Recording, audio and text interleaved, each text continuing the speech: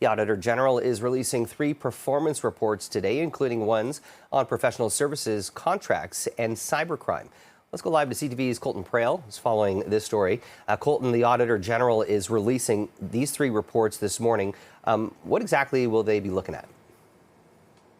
Yeah, the background to this is a number of concerns that people have had in government operations, specifically if we focus on this private contracts aspects with the contractor McKinsey. It's a name, if you follow politics, you may have heard a few times. There have been a lot of questions about this particular contracting group because they have seen the amount of dollars heading their way explode under this Liberal government. Yeah, since 2011, we're talking about roughly $116+ million worth of contracts that have been awarded to this single company. But of that, more than half of it came within a period of the pandemic between March 2021 and fall of 2022. About $62 million of the contracts were awarded in that period. And the majority of the contracts that were awarded weren't done so in a competitive process. They were often sole-sourced contracts, and they were often done through a method in which essentially there was an a la carte menu of services that McKinsey offered that the government would then pick and choose which of them they would like,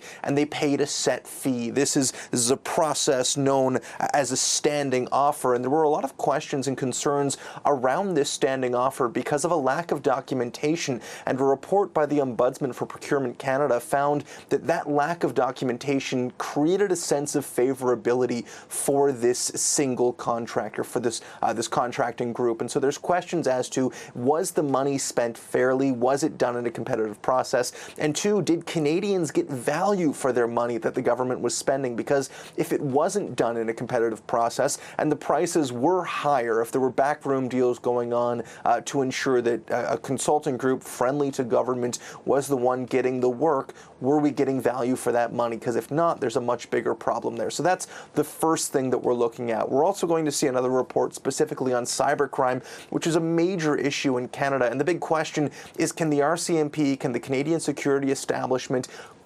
actually police this? Can they ensure safety for Canadians? Can they enforce the rules that exist? And can they solve these crimes? Because right now, that is a very, very large challenge for Canadian policing infrastructure. When these crimes are committed, the ability to actually follow the money is very minimal, and the ability to get that money back or have arrests in the future, again, is very limited, in large part due to the transnational aspect of these crimes, but also just the severity of these crimes. 1 in 5 Canadian businesses reporting a hacking incident in 2021. It is one of the biggest issues impacting the Canadian economy right now. Can our police handle it? We'll find out at 10 o'clock this morning. CTV's Colton Prale. We appreciate that report. Thank you.